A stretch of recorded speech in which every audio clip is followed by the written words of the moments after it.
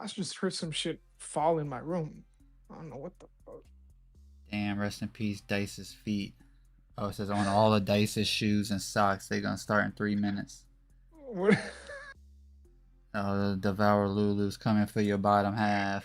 Oh, It's good chat. well, I mean, I hate to disappoint. Poor little Tink Tink. Sebin was good. Alphobi was in here earlier, so was Angry Demon Noises. What's good, Smooch. chat? Smooch. How y'all holding How up? we doing? Alright, let's see. Okay, bring this over here. Oh boy, it's Alright. time. Miles. The time is nigh.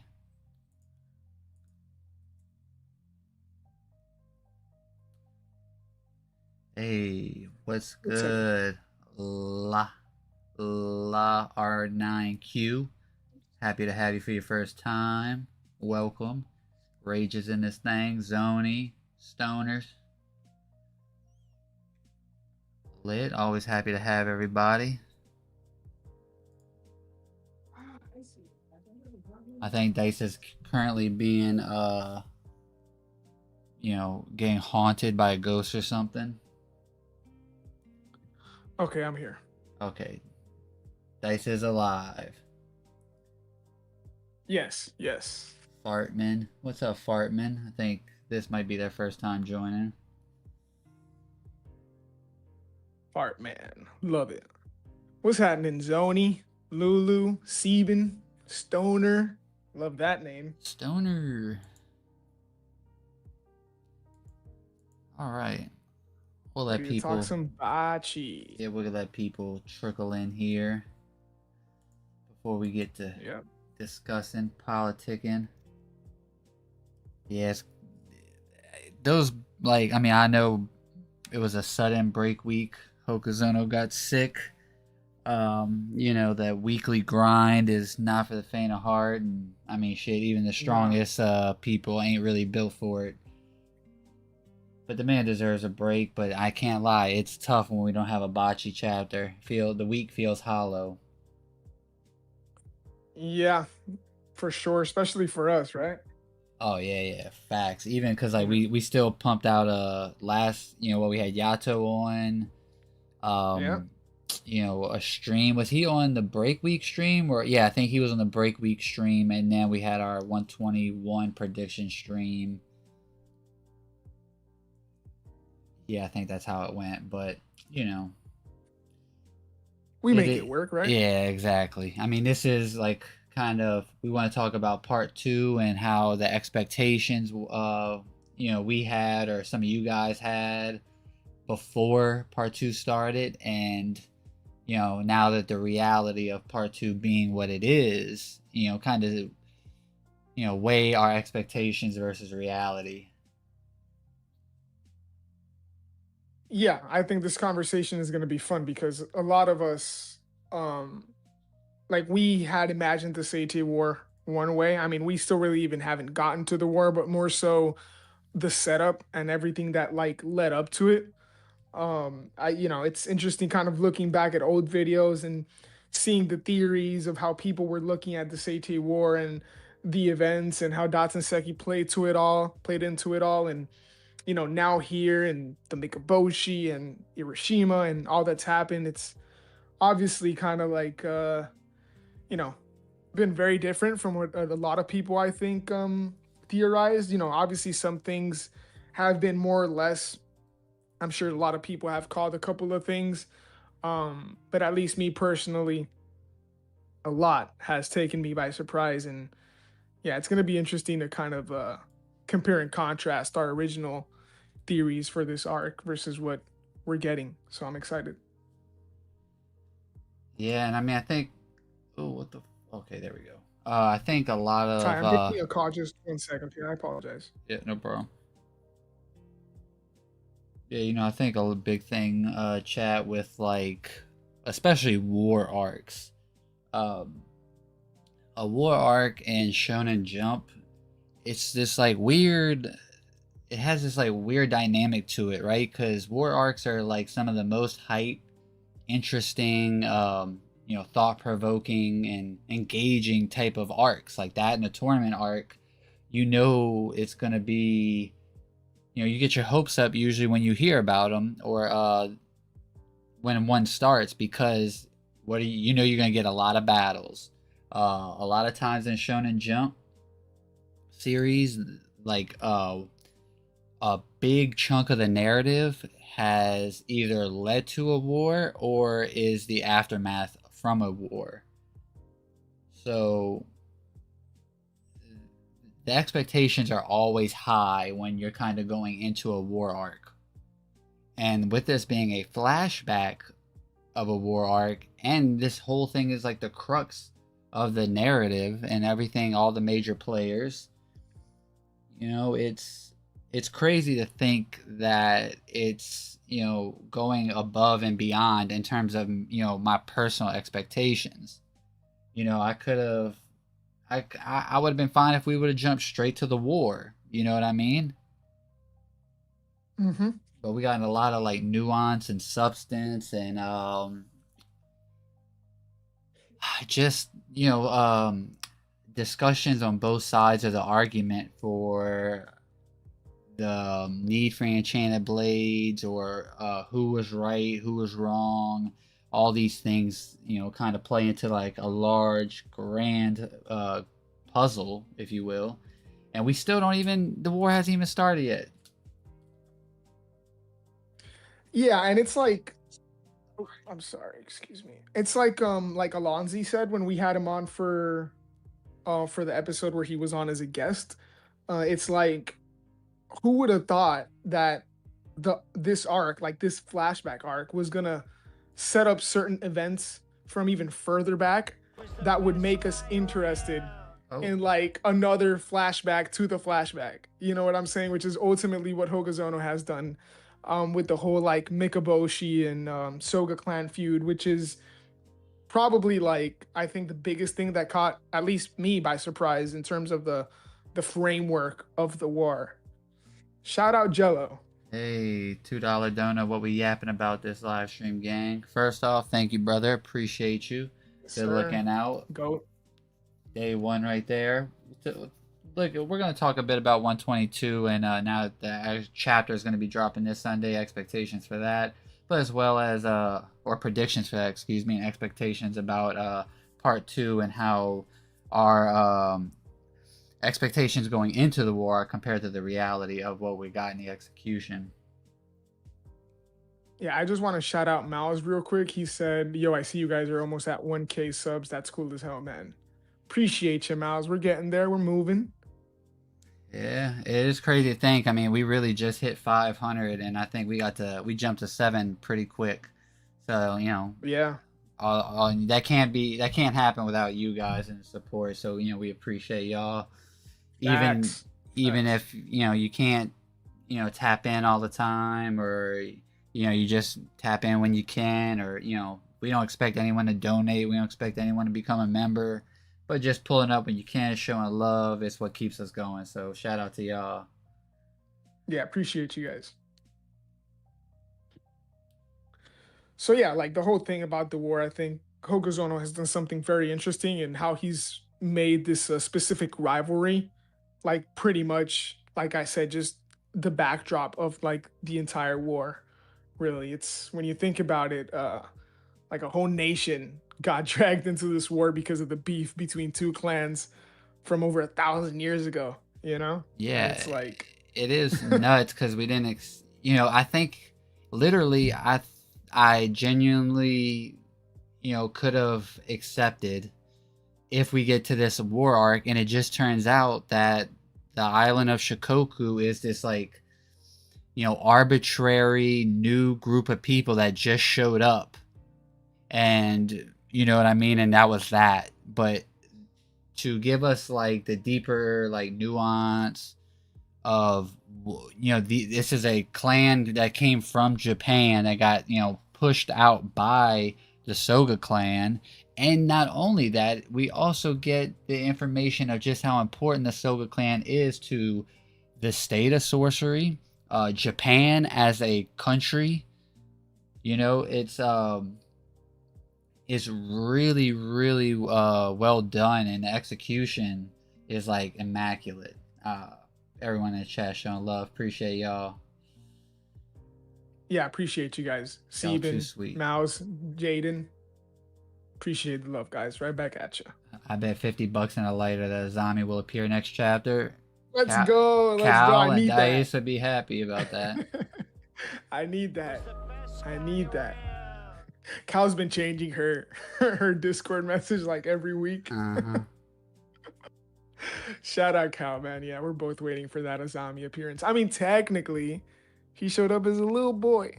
As a little boy playing with Chiaki and Back when he had 2 arms. back when he Like had he didn't just lose them. Oh, shout out Jelly again. Dan Jello, you're too kind, bro. You want to read this one? Yeah, I have a crazy take being the entirety of part 2 will be a massive retrospective on the island stuff. Dozens of chapters, etc., etc., etc.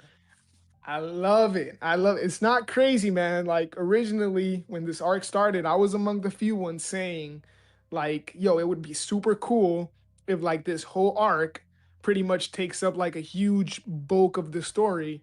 And by the time like, towards the end of Kagurabachi, we're looking at the overall story, like its scope as much wider than just from the perspective of Chihiro.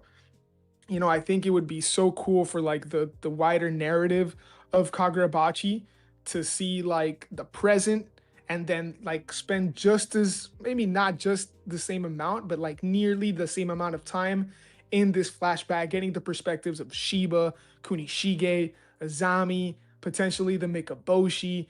It's I think it would be so enriching for the narrative itself and kind of separate Kagurabachi from other shonen. Yeah, it definitely would be kind of like a breath of fresh air in a sense of tackling a flashback arc. And because it is so important, the major players all like take shape because of the war. The war itself has its own like a flashback within a flashback, like you were talking about Alon's bringing up. It could be the sort of thing where the Seitei War, if it could be the first time in Shonen Jump where a flashback, war arc or just a flashback arc in general does take up a good portion of the story's complete, chapter run. And I think there's enough legs there for something like that to happen. But in the same sense, like I wouldn't hate on it, because that's one thing I will say. I think Hokuzono has earned the right to like the fandom to just trust his pen game. Like whatever he's gonna do, I trust him to like handle his business and ball out. I personally, I still hope the war arc maybe has 20 to 30 chapters left at most, personally, but that's just more of a personal like thing on for me. But I could definitely see it having enough room to kind of grow into something more. Yeah, I mean, we used to say it all the time back when the pod basically started and we were still kind of getting things going. I mean, let Hokuzono cook, right? It's something we haven't said in a minute because we haven't really had to, because he's been cooking. Thanks. So yeah, man, let Hokuzono cook. But I agree with you. I think originally I was of the mind, even though I entertained this idea of, like I said, like this arc spanning like over 50 chapters, maybe even something like 80 chapters or something like that. Um, I'm still of the mind that like originally I thought like, okay, well then 25-30 is probably most likely. We're already 10 chapters in. So I don't think 25 in terms of total. I lean towards like what you said, maybe 30 more chapters. I still think, a 40 chapter arc is still probably most likely. That's a girthy. That's It basically is. the Rakuzaichi and the Sojo arc together almost. Yeah. Yeah, I mean, the two longest arcs are the Rakuzaichi and followed up by Assault on Kamunabi headquarters. I believe Rakuzaichi is like 26 chapters, if I'm not mistaken. And then Kamunabi raid is just like one chapter less in terms of length. So those two are like the longest chapters, and I wouldn't be surprised if this arc, I'm sorry, the longest arc. Those two are the longest arcs. I wouldn't be surprised if this arc is significantly longer than both. Yeah. And I like looking at it this way, right? When we cut back to present time, it's kind of like if you expect the war arc to go on for a good while, then my question to those people would be, then during present time, what exactly do they think is going to happen from when we cut back to Chihiro? Because I don't think there's going to be another like battle shonen to get 500 600 chapters, like Bleach and Naruto, and Unfortunately. I don't think that's going to happen anymore. That's just, but I mean, I could 100% be wrong, and maybe Bachi will be the story to prove me wrong. Um, it's just kind of like we still have, like, I think this whole thing is, see, I kind of hesitate to like really give my, like, what's the point of this flashback arc, right?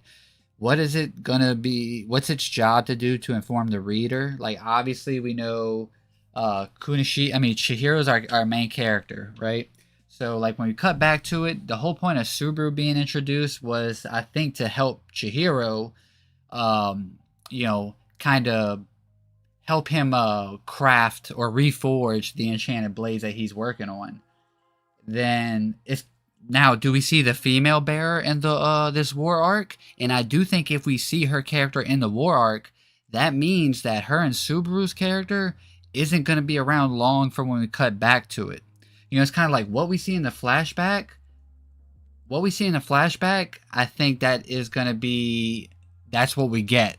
For like, obviously Ibiki, because he's not around at present time, so we should get hit the crux of his character there. Subaru, the female bear, those two. I'm thinking that we save the female bears, maybe her character, for the present time, and we just dip more into Subaru and Ibiki during the flashback. But it could go any which way, to be honest with you. Yeah, I mean, before I respond to that, I do want to kind of bring up what people seem to be talking about in chat. I see some of you guys predicting that Kagurabachi will be on the longer side. I see a couple of you even alluding to that it might be as long as One Piece. I see Angry Oof. Demon Noises, Steven, Jelly saying Bachi being on the longer side would be generational if done correctly. Mar saying, "Nah, I'd be surprised if Bachi." Oh, Mar would be surprised if Bachi gets past the high 300. So I you're agree. still saying it would get into the 300, which is still a lot. Yeah, I mean, Um, I don't think it's hitting 300 personally, but I think it's gonna hit right at 300. yeah, I mean, hey, the longer the better, right? In terms of at least like 300 chapters, I think would be great. Now, One Piece length, Nah, me man, let's sail the high personally, seas. I'm not really feeling the 1,000 plus chapters, but 300 will be nice because not to like bring up JJK, but I think JJK is really one of those series that I think could have benefited from like an extra 25 to 30 chapters to really round out certain things. Now, Kagurabachi really so far hasn't suffered from certain things that JJK suffered, even though like I feel like a lot of JJK's issues came towards the end when a lot of things that people were expecting more of didn't really you know like come to fruition or really weren't addressed in this in the way that certain people thought that was going to be addressed. So I feel like Kagurabachi pacing wise and the way it's been tackling what it has set up, it's been so good so far. So it would be cool to see Kagurabachi get into like the 300s. I think that would be like perfect. But to Yeah, what you're saying in terms of like what characters are gonna get the spotlight now versus or like what like the characters that get the spotlight now and what that tells us about their role when we come back to the present. I think it's and this isn't, I don't think it's crazy to say that. I don't think it's going to be the same case with all of them, right? Like we have characters like you said, the female bearer, Subaru, Yatsuru. I think these are characters that we're gonna get glimpses of in the war, or in the case of like Subaru and the female bearer, I think we're gonna get a lot of them in this war, in this work. Um, but I don't think that would strictly tell us like For sure. what's like. Yeah, I It, don't think that'll let us know what's what gonna happen when we come back into the present day. what's true Go for ahead. one character doesn't have to be true for all characters. Like we could get Subaru's story in the flashback, and he can also still grow in the present timeline. It Yeah, doesn't and have to be the case that where if we get one, that means they won't be around the present. For sure.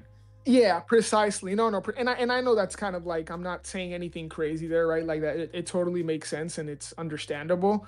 Um, but like, yeah, it's gonna, because like you said, Ibuki's a great example because Ibuki's dead, right? So him kind of like, especially for Natsuki's character in the present, focusing on Ibuki not just for his own character, but also seeing like how that bleeds over to Natsuki's own character. I mean, will we see Natsuki in this flashback arc? Will we see like their background? It's still gonna be very interesting to see how deep Hokazono goes in giving these guys, in terms of the sword bearers, like individual arcs. Like, will they get like individual character arcs within this flashback?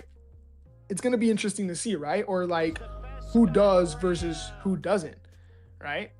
It's I think Hokazono's done a really good job kind of keeping us on our toes, because there is so much to tackle. And again, like, I cannot overstate the amount of weight that this whole rivalry between the Soga clan and the Mikaboshi like has, because all the focus is on that, right? And everything Yeah. else has just kind of been put to the wayside. So it's going to be interesting to see how Hokazono now shifts focus on the characters that we do know. Shout out Jelly again. Another one. Another one. On He Sogen says, not being the final yeah, foe. Okay, Jelly, who's the final foe? Yura? it's crazy that it's like a lot of people still stand by that. Like, a Yeah. lot of people still think Yura is going to be the final villain. I love Yura, but it does not really feel like that to me, if I'm being honest. Yeah, I I think Yura's going to agree. get a whole different character arc. Like it's weird. Like I feel like my take on Yura has like changed because I really am the type of person where I'll present like a theory to you guys. Like if it's something that I believe is plausible and within the narrative, and I'll be honest, if it's something I got stocks on or not, it could be something I just believe is possible. And with Yura's character, I've kind of went every which way on this. I think his conclusion, like his part one conclusion, I'll call it that for now, was like Yeah. really beautiful and well done. It's what Oh solidified him yeah. as my favorite character. Um, and obviously there's still a lot more to him that can be played with. Um, and I just don't know.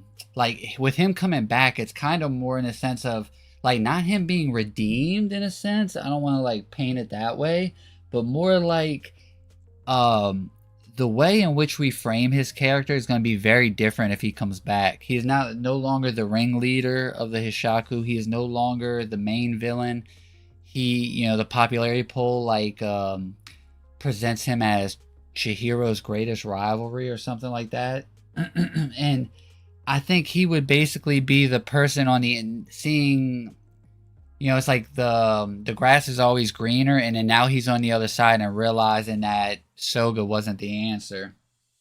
So his motivations change, but I mean, I see Akamura as someone that's almost like like he surpasses like the strength limit of being able to be backstabbed. Like he's almost like where you're gonna have to just fight him. Like no one, no cheap shot's gonna really like. He ain't gonna get chipped by a throwaway. Like he isn't gonna let his guard down for someone. I mean, obviously Yura's like smart, and he's well capable. Shaku's another person that could definitely like throw a wrench in that. But just like with Akamura, how he's painted in the story, it's like it would be like such a detriment to his character for him to get backstabbed in a cheap way. Yeah, Miles says, guys, it's obviously Shaku. Shots Haha. by Soli says Subaru will probably face Soga, considering I'm assuming he's acting as Kunishige's mentor. So I think it would be kind of cool to see Subaru, someone who helped Kunishige forge the blades, fight Soga. Yeah, that would be pretty cool, and I hadn't really considered that. It would be, I'd shit, I'd love to see that interaction and that conversation, probably before Soga Akamura And, strikes him down. and like But yeah, Lucas, I just want to mention go what ahead. Lucas said. Yeah. Yeah, because how are we going to going from the Sword Saint wielding the Magatsumi to Yura wielding it? Because if Chihiro Hmm. beats Akamura, how could Yura challenge him in the same way? Yes, yeah, it's Akamura just feels like and not to use the word coined for Shiba, right? But Akamura just feels and is the pinnacle, really, when it comes to sword fighting and overall mastery of an enchanted blade, true realm, all that stuff. I mean, yeah, how do you top that, right? How do you establish a guy like Akamura and the way that he has and the connection to Chihiro, the personal connection to Chihiro? When you think about it, like Akamura took center stage at the finale of part one, and he is the transition to the flashback arc when you think about it, right? Like it makes perfect sense why we cut to the Seitei War arc after we meet Akamura. So to me, it's like everything just like points towards him being the final big bad.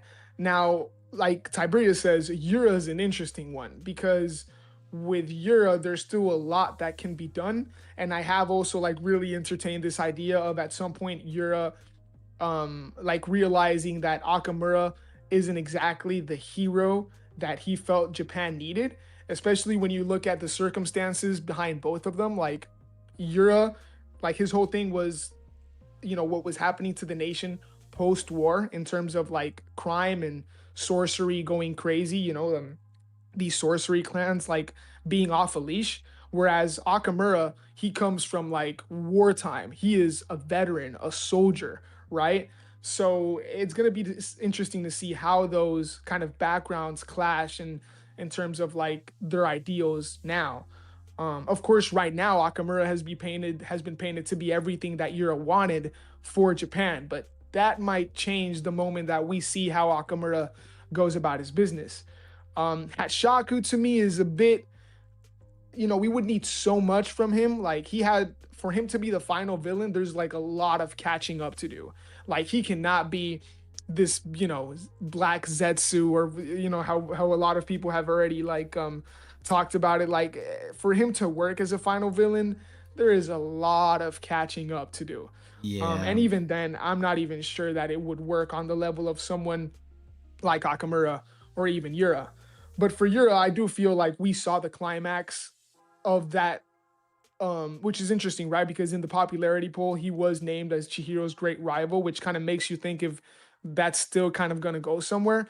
But right now, I'm of the mind that we saw the climax of that rivalry with Chihiro when he literally like yells at him like your father made the world like this, and we see Chihiro's reaction, and Chihiro thinks about him among many other people when he's forging the new blade. Like Yura already had his impact on Chihiro, I feel like. So it's going to be interesting to see how his character progresses from there. What sort of arc does Hokuzono have in store for him?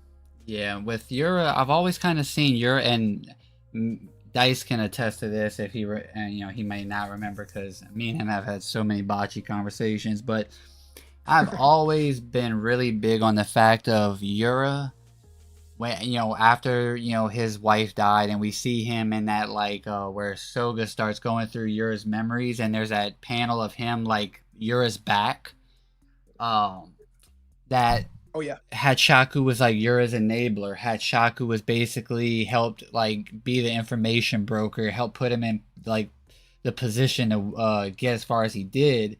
And as we see Chihiro going his like journey, his path of revenge, and on his journey, he's like created these like strong companions, and they Yura basically became the villain for this like grand motive that's like larger than himself. Like Yura is someone who like buys too much into like the human condition to some extent, and you know Chihiro being on a equal but opposite journey of to Yura compared to Yura is like something I think that's like very cathartic. It's something that's kind of like sweet because we see a villain that has these grand goals and like these you know ideas for like what true safety is for like their citizens of Japan, right? Wants to protect everybody, what should be done. And as we see, Chihiro is painted as the hero of our story, a good guy, yet he is still killing people. Not saying that like it's they're doing the same crimes or this, that, or the other, but Chihiro himself is admitting that he is going down a path that that's going to lead him to hell. It's like the Hmm. paths that they both went down. I think that's what I love about Yura so much. It's like they, like I said, the equal but opposites of each other, and that's why I Yeah. really want to see what's gonna happen. You know, like Chihiro's story. You know that I think I'm most bought into Chihiro's story, which I mean that's how you kind of want it to be. I mean he is the main character, but like the main villain thing is definitely gonna be crazy to think about because like Hachaku, hopefully he's just not a conduit to like someone else becoming the final villain. Maybe Hachaku's on the side of there should be no enchanted blades whatsoever, and the only way to get rid of all of them is he has to get rid of Akamura first. And now maybe he's coming from like a Kazane type of angle. Kyoka Sugetsu, Dono, Goat. That's my goat. I'll let you read it. All right. Kyoka says Yura still ordered Kunishige's death. Soga is Kunishige's brother. There is no doubt in my mind Yura is still the main antagonist. Mark my words. Interesting. Interesting. I mean, Look, I Kyoka, I gotta disagree, but you're I'm all not wrong. down. Like, I'm down for it. Like I said, let Hokuzono cook for sure. Like, yeah, yeah, hey, yeah, yeah. I love when I see from him. But like Lucas brought up earlier, if we see the sword saint, the guy that's like he's we saw Samura, the fastest sword drawing technique, and this guy doesn't refuse to learn it because he doesn't like Itsuo Shirikai. But and he's like dealing with Samura, pretty casually until he starts like burning up his life force. You know what I mean? And he is the pinnacle of Enchanted Blades. I don't think there's anyone that's going to be stronger than him in terms of like sword ability in the series. And we know that's like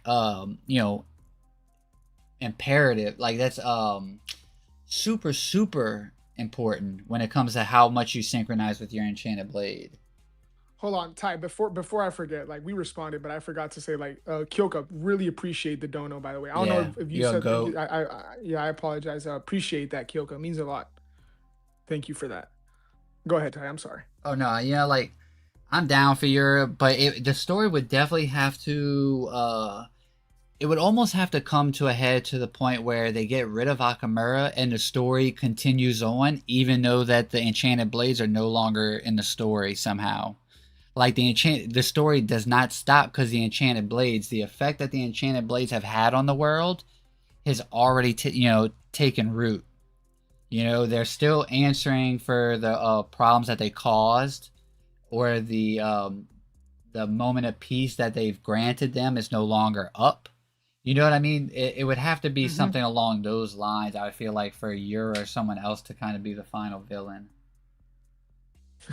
Angry Demon Noises says Yura could be the final villain, but he needs some crazy Seki girls for it. Yeah, W reference. he Angry needs Demon like Noises.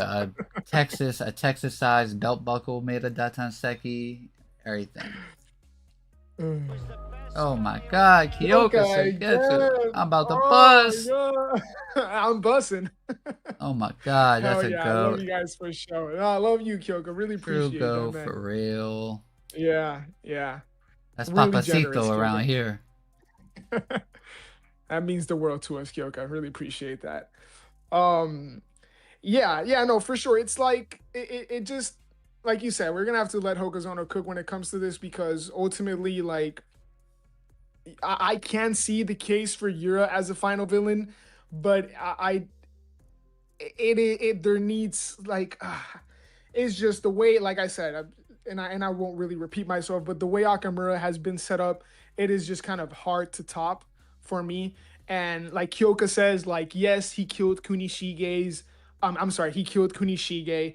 Kunishige is Soga's brother-in-law. Like that's all correct. Like Yura and you know the whole like the Hishaku, which we still don't even know like all of them yet. We still really don't know how they were, how they met, how they were like, you know, how this whole organization came to be. There is still a lot that can be done, and I expect Hokazono to cook. I don't expect Hokazono to just forget about the Hishaku. Like I still think they will very much have a role to play in this whole thing. And you know, we've talked about it like it's this weird merging between the Hishaku and Soga's Kamunabi. So that's all stuff I'm really looking forward to. But in regards to like Yura having killed Kunishige, like again, to me, the climax of that, right, with Chihiro, he literally told him why he did it, and we saw Chihiro's reaction, and we see Chihiro hold on to that in his reforging of Enten, which by the way, I believe shot by Soli also kind of brought up what was going to happen to Cloud Gouger, who we think is going to wield it. I personally believe that Chihiro is fusing the remains of Cloud Gouger and Enten into one blade. I do not think that Chihiro is planning on making more blades to hand them out. I don't think that's the solution here. I just I don't think know if he has Chihiro's. enough raw material. Oh yeah, that's also a very good point as well. Um, so yeah, Yeah. I think he's making one blade, and I can see Yura being the final villain, but I think we're gonna have to see an entire arc from him, like a whole nother character arc now in part two. I mean, me personally, I would love another like a character arc for Yura, regardless. You know, like I want to know more about his backstory. I want to know more about what he feels now that Akamura has taken over. Like you, Tiberius, you talked about what is that relationship with Hatshaku, right? Um, Yeah. so yeah, The just have big to wait. thing for me with Akamura, and this is something that none of the other sword bearers like knew what caused Akamura to change who he was during the war. Now, of course, it most likely is all leading up to Chihiro's like as a baby and what happened with Chiaki. That's like the big crux of it all. Now, there could be something that, is like Hokazone's is just kind of playing fast and loose with. Like, he's showing us the visuals of, like, yeah, it's looking like it's like because Chiaki got killed by the Mikaboshi, but maybe it's something completely different, and it just seems that way. And what's interesting to me is like Samura doesn't know like what happened with Akamura or anything like that. Shiba is kind of like our vehicle through this flashback arc. He is the Soga clan guardian. We have not heard anything about about Shiba during the war, really, except that he fought in the war. Like, I mean, we don't really know about what anybody was up to during the war, you know what I mean? But I don't think we've heard much of like from Shiba's point of view about the war. Like, I'd like to get his insight about the Mikaboshi and how he feels, especially now. I also want to know if maybe Shiba knows what could have changed, caused Akamura to change. Because if we're to get that information, like what changed in Akamura during the Seitei War, and Shiba's kind of like our eyes and ears through this flashback, he would have to be there for us to see it, unless the narrator is just going to kind of take over and kind of be this like omniscient like narrator that just kind of knows all the happenings and this, that, or the other. It's I wonder how Hokuzo is going to play with that moment, or if he's going to save Akamura's like change in character for it to be like present time, like to save some of Akamura's character in the present. Yeah. Hey, and shout out Poe. Guys, I'm hungry. I'm gonna go get something to drink real quick. I'll be right back. Yeah, no problem. Poe, go get some Burger King. Isn't that Isn't that your thing? Either way, I hope you get some food soon, brother. um. So yeah, let me see chat. What y'all talking about? Chihiro fusing the two blades would be a good counter to Magatsumi's non-limitations, but the last panel looked like Chihiro was making two blades. Yeah, I guess you're talking about how they were like both laid on the table or whatever. For me personally, it just seemed like the two pieces he had. It doesn't. Oh well, because it's like, oh yeah, that's true. It's also like it does says like new cloud gouger, new N10. That is a good point. Yeah, I mean, it did cross my mind, but I just, huh? Yeah, you got me thinking. It just, I don't know. I don't know. I'm gonna think about that. Kyoka again. Oh my god. If Yura isn't the main antagonist by the end, it'll be Hatshaku. We originally thought Yura disagreed with the malediction, only to find out he approves of it. We don't even know why that is yet. That's a good point, Kyoka. And again, thanks for the 10 generous donation. Appreciate you. Um, yes, we know Yura only. Sheesh. Yeah, Kyoka's Another going one. crazy, huh?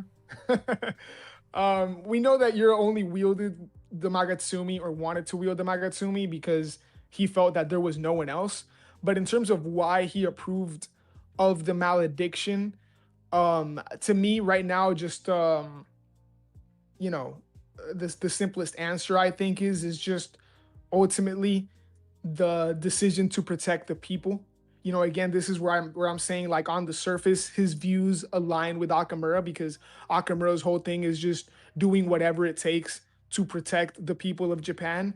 And on a surface level, Yura agrees with that because even though he understood that the people from Shikoku, which we don't really know for sure if he knew of like that they were Mikaboshi, it's something that me and Tiberius have kind of talked about, but considering that the Mikaboshi is like public information, it's interesting. Like it's worth thinking about if like it's public knowledge that the Mikaboshi were the people from Shikoku, and like everybody knows that.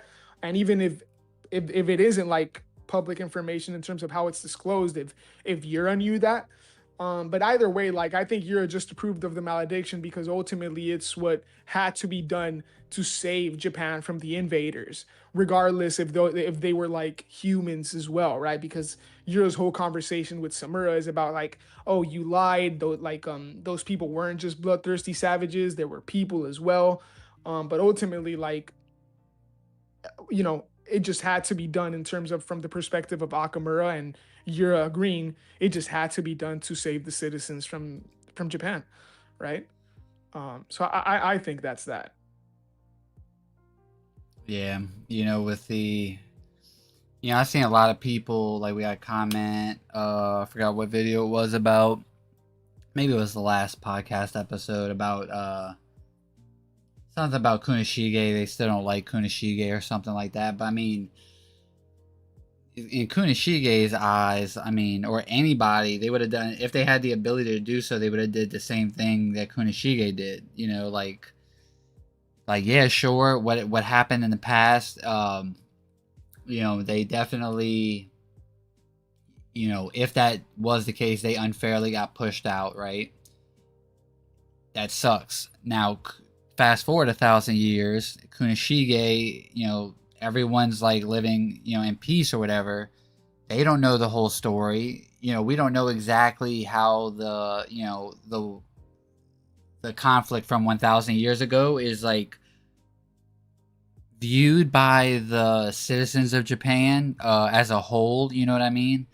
Like we know how it's kind of depicted and all that, but I just think that what do you expect them to do? Like not fight for their country? Anybody in this chat would have did the same thing if they had the know-how, to protect their country and their family. I see people talking in chat about a Akamura redemption arc. I don't see Hell it. nah. Yeah, I don't see that.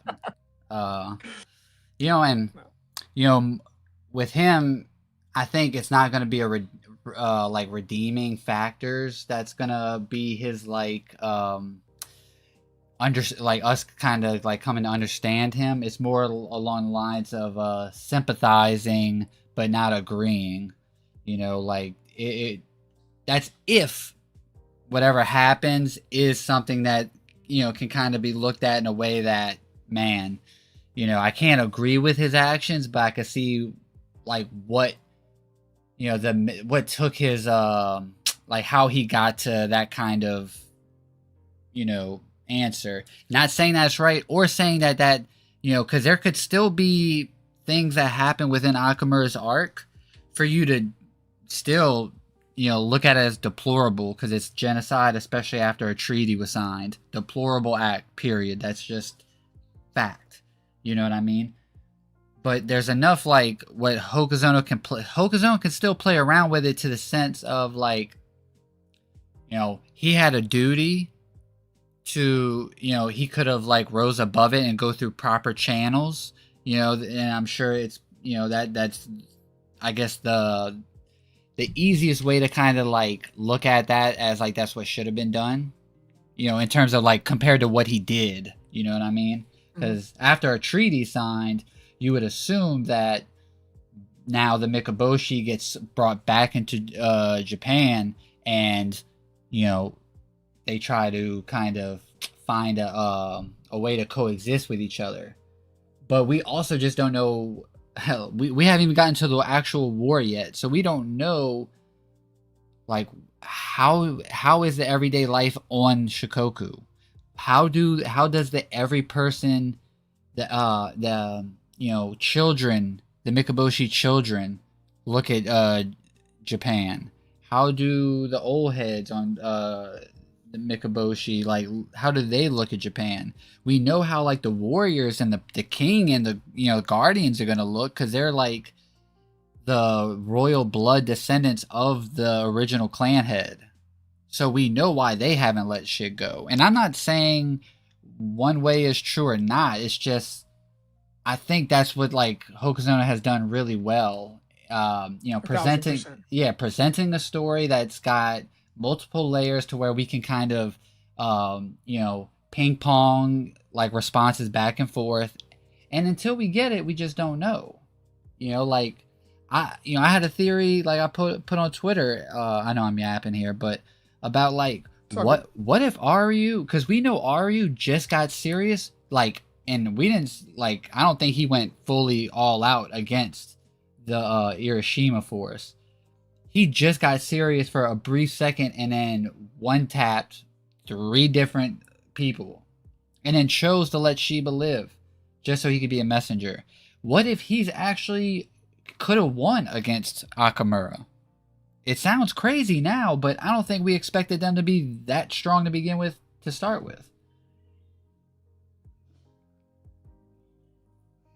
Yeah, I mean, and we have no idea how Akamura. I mean, besides just the one statement about like every duel being an execution once he got his hands on the Shinichi, we still don't really have an idea of how his usage of it really looked early on. Um, I don't know how did he much I just buy into immediately? their glazing either anymore. They gave that man a statue after he killed a bunch of women and children. You know what uh, That's funny. I'll just say, because I can't pronounce that username, I'll say Samura said Chihiro will break Akamura's curse and free him. And I'm assuming that's kind of alluding to the fact that he can be redeemed. Maybe I'm misinterpreting that. I personally like. I think that's more so like Chihiro will be able to show Akamura where he went wrong, which is exactly what he did to Samura, kind of showing him that he like this way just wasn't it. That there was another way. There was another way to kind of get that point across. Um, so I think that's that. But I agree with you, Ty. I think that's that is what Hokuzono has been able to do, not just in the current Seiti War arc, but kind of like since the end of the assault on Kamunabi HQ arc. It's kind of presenting um like making these decisions, which is going to be kind of be it feels kind of crazy to say it, but like understandable, right? Like there is like multiple layers to this whole thing. Think about like when Chihiro like first lost Kunishige, and we learn almost like we see what he says after Kunishige's killed early on in the first couple of chapters, where he says like, did they know how dad viewed katana or something like that? And then we kind of get another kind of a similar sentence when it's Shiba and Azami and they're with him, and this is the flashback that we got at the end of the Kamunabi raid arc where he's like revenge. I it's what is it that he says, Tiberius? He's like I want to prove what my dad believed in or something like that. Like it's about showing them what my dad believed in.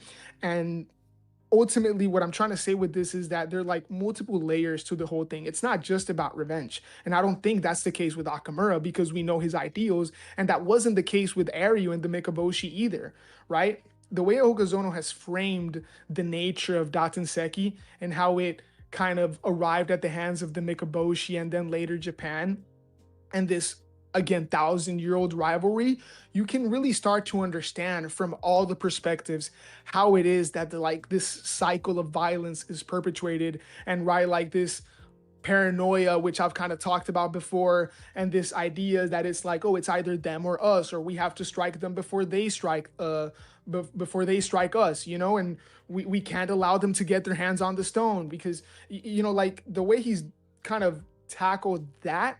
And then from Akamura's perspective, we don't really know what this lesson was, though I have a couple of ideas in terms of when you see that the Soga clan is no longer around, potentially Chiaki. Now, I know a lot of people kind of feel many which ways about this whole thing. I know a lot of people don't think Chiaki should be dead. Like I understand like all of these perspectives, but just kind of like looking at what's in front of us and kind of connecting the dots based on what we know now. I mean, I could be wrong. Like Chiaki could be alive, and we have no idea what the hell happened to the Soga clan, though I think they were wiped out. You kind of start to get a sense of how it is that their individual and personal motivations only play into like are only a fraction of why they make the decisions they make. Similar to Chihiro, it's not just about revenge. You know, it's not just about getting them back. It's this whole kind of like compilation of factors that kind of plays into this decision of the Mikaboshi attacking first, of Akamura deciding to completely genocide the island. And that's something that I think Hokazono has been really subtle with, and he's done really well so far. And I expect kind of like a continuation of that sort of approach, where it's never this one thing. It's never just about revenge. It's never just about this thing. It's a lot of it that plays into it. Um, and so Yeah. yeah, it's what I expect moving forward. If Chiaki is alive, the only way I could see that kind of working in the story would be something along the lines of the Soga clan lost all influence in the world, where because of Akamura's actions, they lost all of their assets, influence, notoriety. Their prestige is like no longer, or they could like, because of Akamura and all that happening, the government no longer trusts them. Then they couldn't like curry favor by keeping sorcery in check after the war, because now sorcery is known but by every regular citizens. um and they almost like got relegated to basically live under like a different clan, like lose their clan name almost. No ops in here. It's good. No ops says Chiaki was taken prisoner or Hey, something and what's good, died on the Noah? island. They do say the flowers still bloom on Shikoku and Oh, the island's sealed away. What if the Soga clan's on the island? They're like, hold on. y'all have to like deal with Akamura's choices. Oh, hold on. Noop, you think Akamura accidentally killed Chiaki by unleashing the malediction? Akamura can't regret his actions as he'd have to admit he was wrong for killing his sister. That's what he's saying. Oh, Oh shit. I hadn't really thought of that. That's kind of crazy. That's kind of crazy. I don't hate it. I don't hate it. and then I don't hate it. Chihiro's gonna find out he has another a little brother, and Oh no. oh, and now the story goes on for like One Piece length, like they were saying earlier in chat. Hell nah. But no, it might be cooking. That's a very interesting premise. I'm just throwing it out there. Is that's yeah, it's a fun theory. No, yeah. It is a fun theory. It's really cool to think about. Hmm. Hmm. Yeah, you know, But there's yeah, a definitely a lot of fun that can, you know, you kind of play with in Kagurabachi, just because everything that's been presented to us, like, you know, we've been talking about this whole time. It's um you know, not there's so everything much is Oliver as shenanigans. easy as, you know, or is what it seems to be. You know, there's always that possibility. What the hell? My bad. House is getting loud as hell. Yeah, but you know, nothing's everything kind of got like there's a possibility of it being, you know, something that we just haven't thought about. Like I didn't really think the possibility of there being a Soga princess with the power of prophecy, you know, and not only the power of prophecy, but like for what Yeah, she represents in sorcery in the flashback is massive. You know, like for yeah, Japan sorcery, there's so many like there's so many like so much weight to that title, and she just became that 2 years prior, which also uh, influenced her brother Akamura's growth as a swordsman. And we've been told like Samura made it sound like Akamura was like born to like wield a sword and be like that guy, but we find out now that he's even like drastically made a change in 2 years as well. So yeah, he tells like Samura tells Akamura up until 3 years ago, Chihiro was practicing to be a swordsmith. Well, hmm yeah, I mean to be fair, it only took Akamura 2 years to become the sword saint. You know what I mean? Like the way they're making it sound. yeah. But I also think that like, and I know what you're saying, right? Like, I get where you're coming from, but I think it's also like it just speaks to growing up in the Soga clan in general. Like, even if let's just say Akamura wasn't, because you know the Sword Saint is an insane title. Even before that, he could have just been crazy. You know, like he could have still been a demon. Oh, there's that You know stinky what I'm kid with a saying? sword. Like he could have been like, yeah, that type, right? So yeah, and growing up in the Soga clan, like I'm assuming Akamura was always tough. It's just that since you know the 2 years after Shokoku appeared, and then him going on to become the Sword Saint, like everything just kind of fell into place, and he was already on that trajectory. Um, but yeah, Akamura, oh, was always a demon, almost certainly. I mean, maybe what is it? Nepotism. He is just nepotism, the swordsman. No, no, Yeah, no, let's just no, say it. no, Let's call it a no, no, spade. no, We go bucks a no. buck. I'm just Let's playing. not. I'm playing. Because We're technically, like, we're Chihiro's not also doing this. Chihiro would have nepotism, but it's that bum Kunishige's genes tainting his Uh, nepotism. and even then, right? He like it's even then there's some nepotism from Kunishige's side because Them it's the eyes. whole reason. Yeah, them eyes, and it's the whole reason why he's the one that gets to like call the shots in terms of like the enchanted blades. Like if there's somebody that has the right to decide what the fuck is gonna happen with the enchanted blades, it's Chihiro. Even if like people like the Hishaku are just like, nah, fuck that. You You know, know, it's speaking about like the enchanted blades, it kind of made me think about the moral conundrum that Hiyuki presents to Chihiro, wielding the enchanted blades. You know, like self-serving or whatever. And mm, on paper, I think Akamura brings forth what Hiyuki wants, you know, from like a government entity to protect its citizens, to to literally detect and deter all threats against innocent civilians. And Akamura does present that in spades. But how much, like, is it there gonna be a moment where Hiyuki actually does, you know, buy into that kind of idealistic, you know, government entity or like protection of the country, like by way of using the enchanted blades? Like, and if so, her becoming a villain at this point, I don't want to say a villain, an antagonist, if you will, a momentary antagonist, because she already told Chihiro a couple times that like once they settle whatever they got to do, then she's like gonna be on his neck, but like she's come to learn who Chihiro is as a person.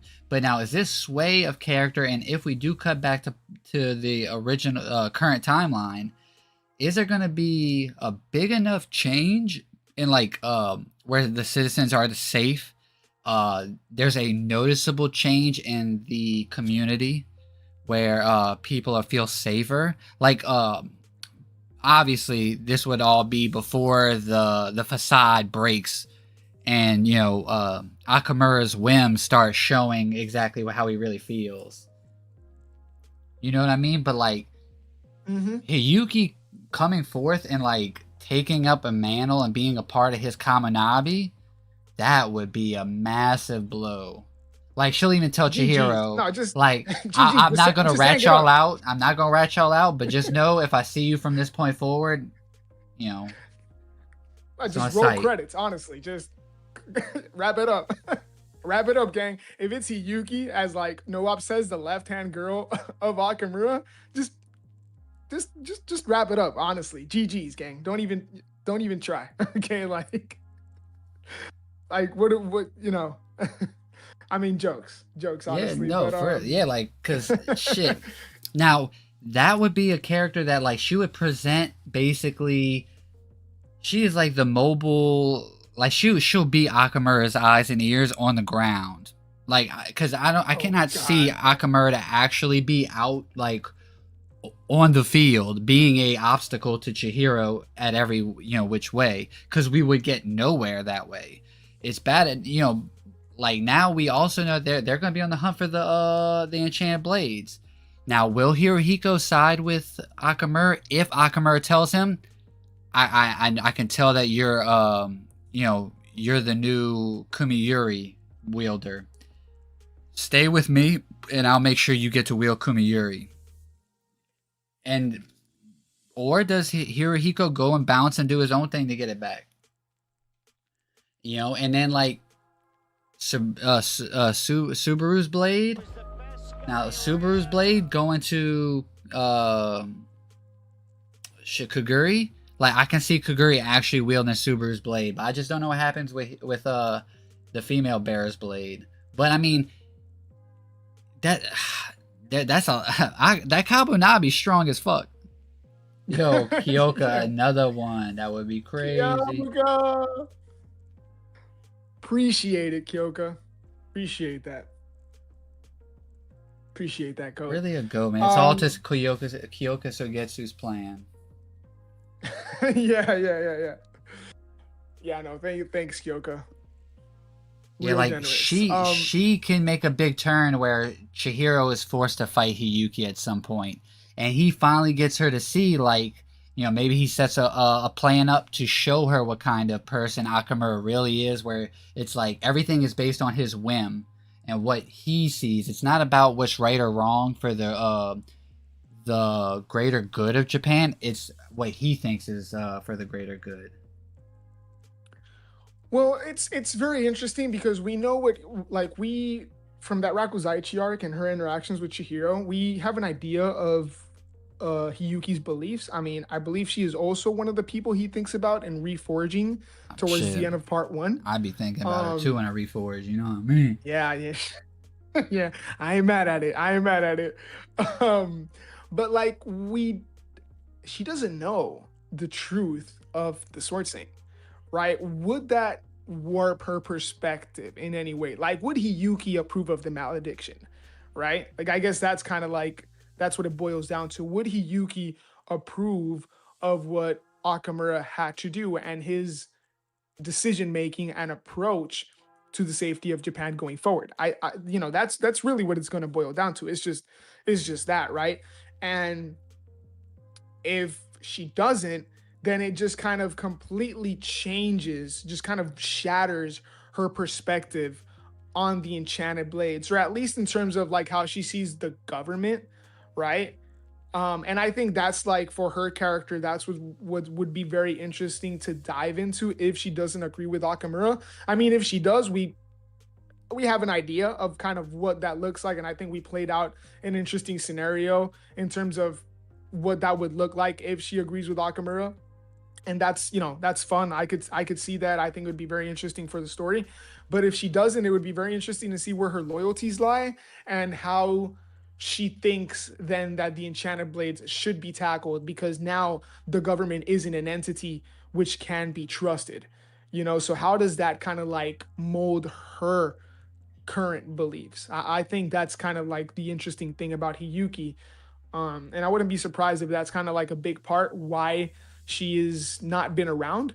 I fully expect her to be a lot more prevalent, whether it's part two, or later on in the story, whatever it ends up being. But it's very interesting in terms of like her beliefs and her ideals, and that's kind of like the last we saw of her. And now we have Akamura taking center stage and all that entails. Um, so I think now is like when it would really make sense to kind of bring her back into the fold and seeing how her ideals kind of like mesh with what is going on in present day Japan. You know, this is like, and I saw Noah bring up like he was curious about how it's going to be present, the present timeline, and we talked a little bit about that earlier, where I do think it's kind of like cut back to everything seems safer, and the results mean more to Hiyuki than a possible future that Chihiro's promising. Like that could be what sways Interesting. her, but there's also like this one interesting like and this is gonna get memed on a bit, but I could see there being a third faction spring up at some point, and this is Hmm. gonna sound, this is the meme part coming in, but basically what Kazane stood for: the enchanted blades have no place in this world.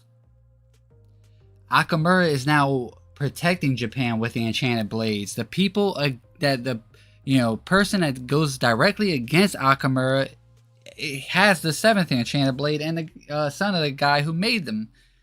But who's representing the idea that the enchanted blades have no place in the world, should not be even a thing? And like it's Kazane, which is the biggest L, but you know you just had to it's you just had Kazane. to like sneak that one in, huh? Yeah, it's like I could definitely see that popping up at some point. That just not to kind of like have this like third weaker independent faction, but you know maybe they're the thing that like turns the tide. Yeah, and kind of like what I was thinking, Black Enigma says Chihiro also wants to destroy the blades, though, which is something that kind of crossed my mind as you were speaking. But at the same time, like Chihiro understands what like the blades were forged for, like the real intention of the enchanted blades, even though Chihiro wants to destroy the blades, it's more so because they could fall into the wrong hands. But again, at the end of part one, we see him kind of like thinking about all these different perspectives that kind of go into forging this blade, right? And like the whole conversation between Chihiro and Kunishige, way early in the story, is about like determining or like figuring out what kind of blade the world needs, right? So Chihiro, even though is kind of also coming from a place of where like the enchanted blades shouldn't just be out there where anybody can get their hands of it on them, I think that Chihiro does understand that there is a place for the enchanted blades in the world. It's just about kind of like the appropriate scenario for that to take place. And if there isn't one, then they must be destroyed, right? And my It's my gonna be question would also be, my bad to cut you off, and but to get your opinion on this as well. How would he destroy Enten as well? Like after he destroys all the other blades, how's he destroying Enten? no, that's a good point, especially now that like let's say even if Kunishige had made like a kind of like a built-in thing where like once the other blades are destroyed, N10 just self-destructs, but now he's reforging that bitch, right? So like even if something like that was originally in place, like now it's totally up to Chihiro. I've thought for a while now that ultimately the I don't know like if to frame it as like the story will end, but like to me the way I see it now is like Chihiro is the one person in Japan in the world that should wield an enchanted blade. Nobody else. He's the only one that got to see like the good and the bad, and he literally was raised taking care of those blades. Nobody knows those blades like he does. So for me, Chihiro is just like the exception. Like nobody should wield an enchanted blade except him, because only he really understands like the responsibility that comes with it and like the approach that should be taken when wielding an enchanted blade. You could argue Akamura and this whole thing, but like nah, Akamura didn't like wasn't raised with the blades like Chihiro. Akamura didn't learn the what Chihiro learned in seeing history. And Chihiro has had the full scope. I mean, obviously he wasn't there, but he's seen like how history was told in terms of like what they say about the Seitei War, and he also has the truth, right? So for me, like I just think that the answer is Chihiro. He's the exception. He's the only person that has the right to wield an enchanted blade. Yeah. Um, so I mean, yeah, I we'll think see. with like Chihiro and wielding Enchanted Blade, like I think N10 is just tied to Chihiro's like heart. I think Mm-hmm. I think basically I could see the story ending with a fast forward. They finally all the blades are gone except N10, and then on Chihiro's like deathbed, as he like transitions to the afterlife, you will see N10 fading away with him, kind of transitioning along with him. You know, uh, I Mm-hmm. could see definitely something along those lines where it's kind of just tied to his life. Now, of course, he is reforging that, so I don't know how that plays into it, but I mean, and like his Chihiro's whole thing is like course correcting the enchanted blades and giving them uh um, you know, sh- like course Ooh, correcting like them back redeeming to their them. original, redeeming them into their original, what he Nice. instructed them for. Like with Cloud Gouger, he did that at the end of the, excuse me, in the beginning of the Rakuzaichi. Um, and all these things that kind of play into what Chihiro sees the Enchanted Blades as. Like we now know that his father's um, his father's legacy is more important to him than like, or his father's legacy, like who he was as a person, doesn't mean much to him in terms of like what Kunishige Rokuhiro, the father, means to him. Obviously, like, Mm-hmm. so as he's like course correcting these blades, and he's on this journey. The Magatsumi is the big question mark. How does he do that with the Magatsumi? Like with the other blades, it's a little easier, but you know, um, I'm wondering if I'm wondering if we're ever gonna see like Akamura and Chihiro getting a the mental scape conversation like him and Sojo had. I do think Mm-hmm. Hirohiko and Chihiro will for sure have a conversation in the mental landscape. But I'm wondering if we're gonna get that with Akamura and Chihiro, and kind of like really like more discussing the Magatsumi and like its original intent. Um, Mm-hmm. and because we still need to see what order, like when did the Magatsumi get crafted.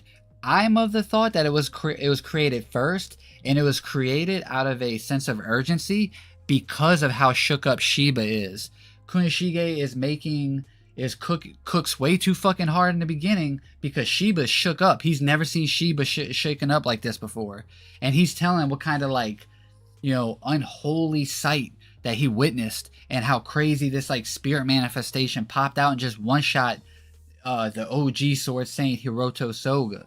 Like all these things, and Kunishige most likely is aware of who Hiroto is as well. Because he does have some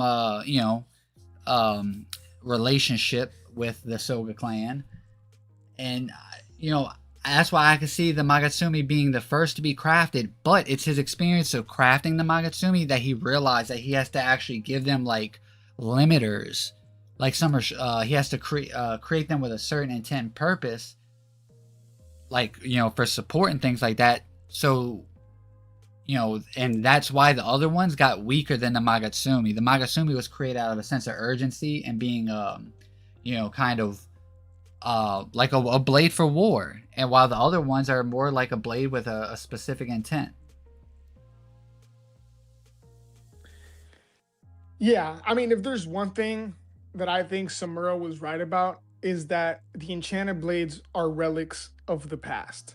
I think that's one thing where he was pretty much on the money. And I mean, for those that don't know, like I've been pretty, I mean, we both have, but like I've been pretty hard on Samura because I think that his whole plan was just really flawed.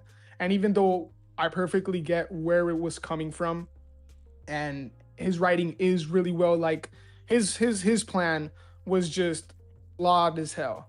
Oh, Noab says, got to go, guys. Gonna go get ice cream with Later, Amanda and her bro. doggos. Have a Appreciate it. good rest of the stream. Hey, appreciate you pulling up, Noab. Have a good one.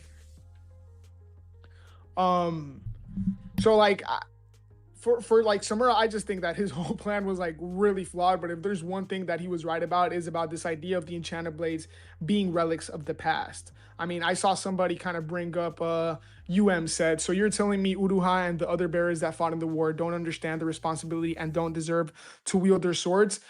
That's kind of being a bit harsh because they're, I guess ultimately that is what I'm saying, right? It's not. I'm not like not as strict, but really, we even though like we don't know It's easy yet to for say that in a sure. time of peace, but you Oh, know, for sure, but that's exactly my point. These were blades forged during war. These are tools for wartime. There is no longer a war in which Japan has to like fight outsiders. I mean, you could kind of hypothetically say, well, that could happen. What then? Well, like, okay, but that's not the story that we're dealing with, right? And like by that logic, again, it kind of falls into, I think, in terms of this logic of like, the paranoia and this whole thing about like us before them. And I don't want to get too carried away with that right now, but ultimately it is heavily implied that all the sword bearers committed war crimes, not just kind of hiding what Akamura did. You know, there's even this specific panel when Yura's talking to Samura, which I actually realized pretty recently and sent it to Tiberius. I completely forgotten about when Yura's talking to Samura. He talks about how like when the war was pushed back, the sword bearers encroached onto like enemy territory, which heavily implies Shikoku, right? And the later, way it's Miles. seen, you can, oh, peace, Mouse, you can see like Samura and Uruha is what it looks like. They had like some people kneeling, and of course, like they're like it. We don't have enough context to know what exactly was going on, but it is heavily implied that like war crimes were committed with those blades. And even if a lot of good was done with those blades, because again, they just did what they had to do in order to save Japan, that's understandable. That is no longer the case. Right now, the battle being fought is completely different. And hey, this is just my perspective right now. I might feel differently in a couple of chapters, and as we learn more about this arc or when we come back to present day. But right now, to me, Chihiro just seems like the answer. Chihiro and Enten. Enten was the only blade forged post-war with an entirely different purpose. And I think that's where the solution lies. I don't think the solution is having more blade bearers running around, because there will always be the chance for something to happen, even like Samura did, right? Look at what Samura did. So, yeah, again, this is just my perspective right now. I might You know, change opinions. and I want to, and I'll touch on what you were just talking about, but I want to real quick go back to what I said last time. You know, I see people bringing Yeah. up like the Magatsumi, about Magats if the Magatsumi was crafted first, and basically the thing with like the Magatsumi being crafted first and the rest of the blades being limited to some, in some regard. One, we know Kunishige in character hasn't made a name for himself specifically because he does not sell his blades. He doesn't just like give them out. You know what I mean? He Yeah. having a one of his blades like Mashiro has it because it was a gift to Shiba. He trusts Shiba to impart it or to do the right thing with it, and that's how he gave it. How Mashiro got it. Now the Kunishige, we also know that he chose the blades wielders kind of like vibe checked. He used those Rokuhira eyes to, judge like who would suit which blade. So now he would know what type of person would suit each blade because he crafted that blade with that specific purpose. So he's now looking for a certain person that fits that type of personality or that character trait, whatever he's really looking for. The reason why Magatsumi came out last is because he cooked way too fucking hard. He crafted this like nuke that basically is like it would take someone with an unreal precedent level of sense of self and justice. No one is capable or no one fits the bill out of all the sword masters before him that come and that he like sees and basically decides and points them out who is for what. None of them fit the bill for Magatsumi. But the reason why Akamura has had an unprecedented growth in the last 2 years. He may know Akamura, but he doesn't know the current Akamura. We also know that Kunishige, more than likely, it should be the war was 17 months long. 8 months into the war is when he should have conceived Chihiro with Chiaki. So the war. That's a fine way of saying character. Yeah, that's the proper polite way, the respectable way. Yeah. But so that would mean the war's been going on for some time before that. So him spending more time with Chiaki, him at this point, Akamura would be her like guard because with Hiroto and Yoshinojo getting cooked, they let him become part of the royal guard. He's now her number one guard, her protector. And then that's how he realizes, oh, Chiaki's little brother is the most suited for the Magatsumi. And that's how, and that's why it would come out last. And also, it's just easier to make the binding all the other swords to Magatsumi if it was crafted first.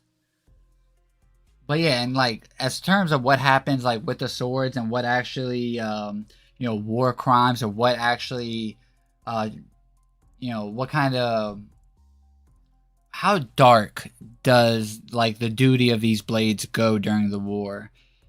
Mm-hmm. Me and you had like our first kind of like unpopular opinion on the podcast was about the handling of like the reveal that, like as we talked about a lot of times, and that could, maybe these, we just don't know like what kind of scenarios the sword masters are going to be put in. If they do step foot on Shikoku, how do we know that certain people are just going to like, give in or surrender? They might be pushed into having to like turn their sword against people that they wouldn't have necessarily wanted to. And obviously these are just speculations. I mean, it's wartime.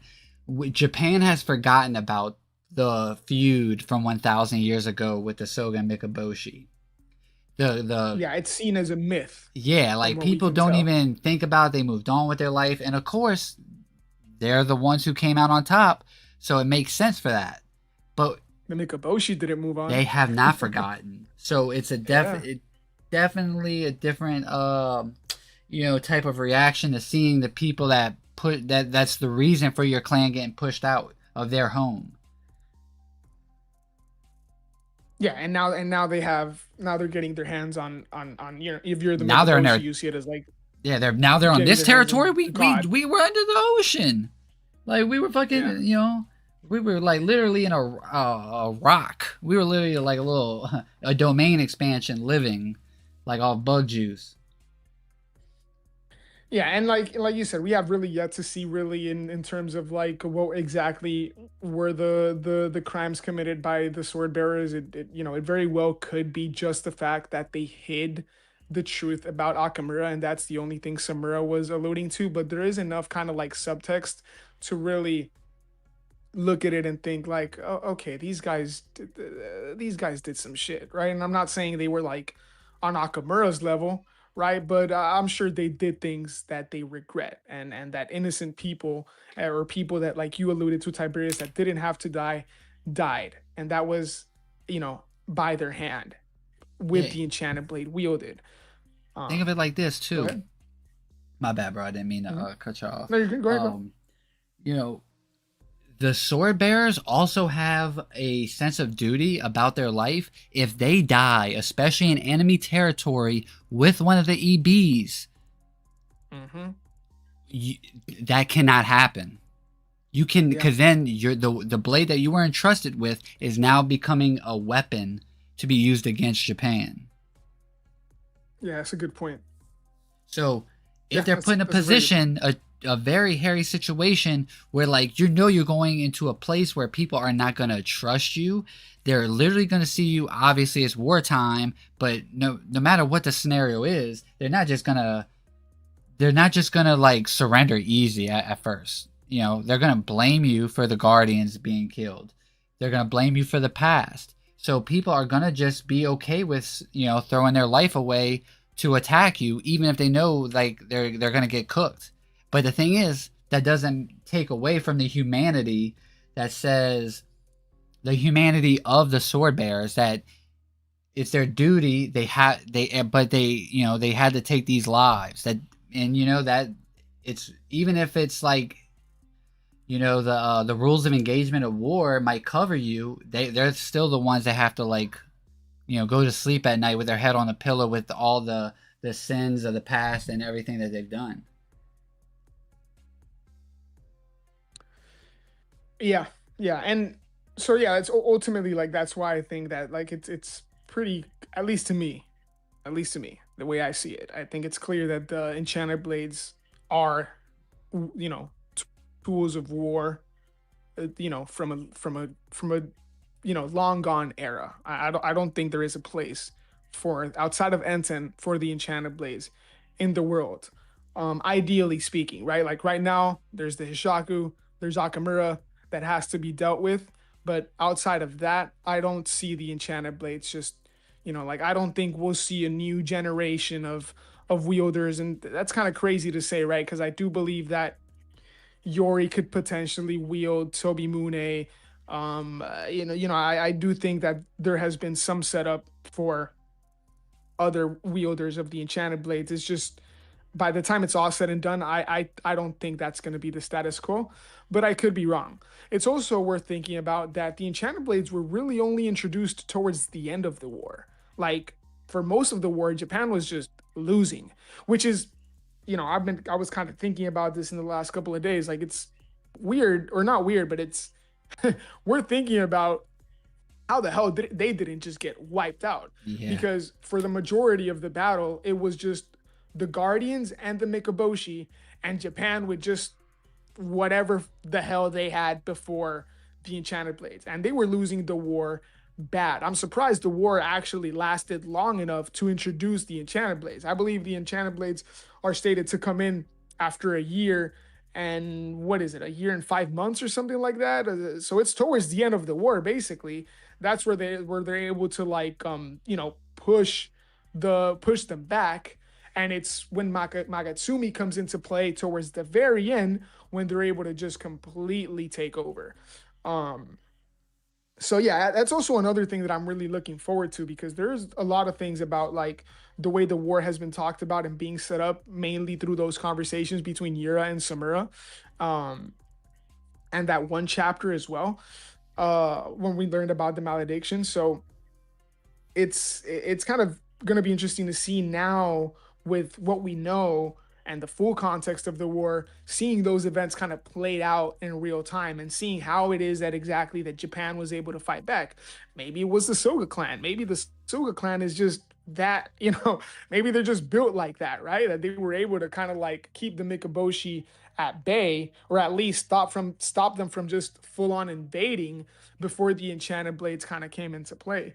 Um, So the Enchanted Blades really weren't even on the battlefield for that long. These guys just got their hands on it, did their thing, pushed them back, and then came Akamura.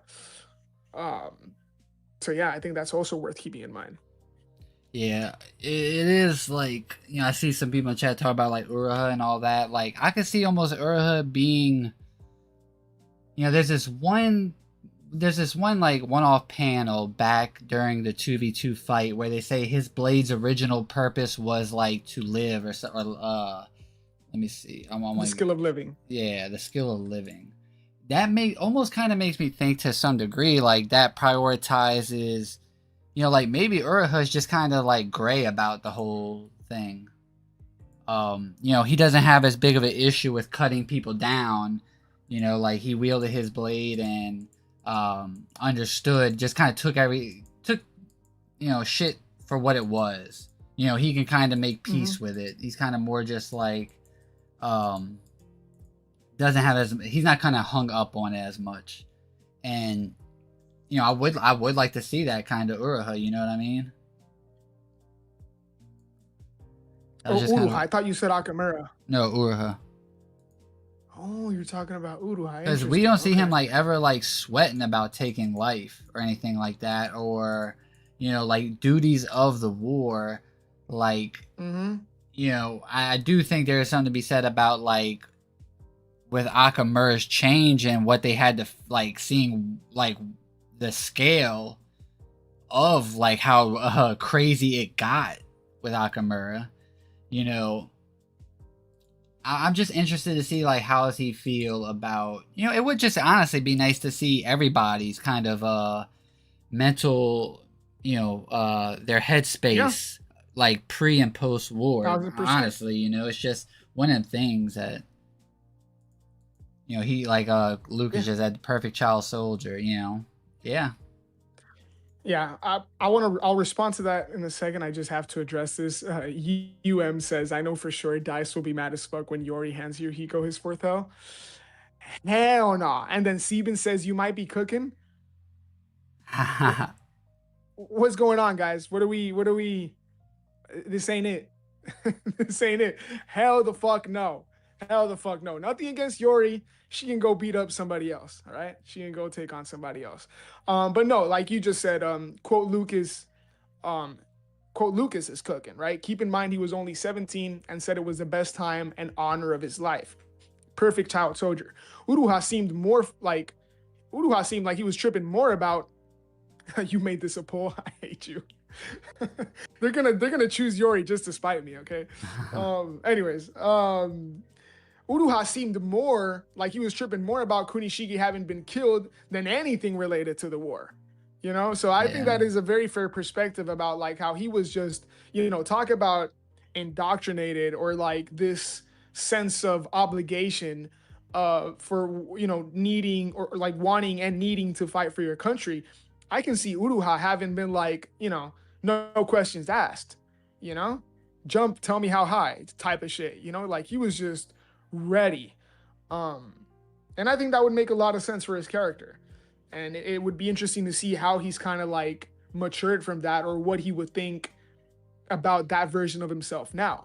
I think you were cooking in that we're going to get a lot of, because think about guys like Ibiki as well. I think we're gonna and Samura, we're gonna see like how these guys felt about the war, and then for the guys like Uruha that we haven't seen already how they felt about it. I think post flashback is when we're gonna get their reflection. Same with Shiba, right? Like we've already kind of talked about it with Shiba, in previous conversations. But with Uruha, I think that's and potentially Subaru and the Pinky Bear. That's when like post Seite War flashback, that's when we're going to see them like reflecting on what they did and how they feel about it. And by then we should know exactly what were the crimes they committed, whether it was just the fact that they hid the truth about Akamura or the fact that they did a lot more and also just had to live with it and move on like nothing happened. No, I mean that's Y'all definitely really voting for Yori? Oh my god. damn, it's bad. It's bad. It's bad, That's bad. Yeah, they I really know, hate. I know. Is like what is it like? This somewhere kicking their feet or whatever, Oh yeah. giggling. Yato, what's good, Yato? Hey, Yato versus Samura. What Yato say? Okay, versus Samura having a kid and a wife. Oh, he had The a stuff that message comes from before taking so that. many. All right, trying to find it. Sometimes certain chats don't pop Oh, up for me. you got Sometimes I hear you read you certain chats and you got top chat on at the top. You gotta take top chat, hit that drop down box and change it to live chat. oh, see, I'm not like that. Okay, I see. Appreciate that.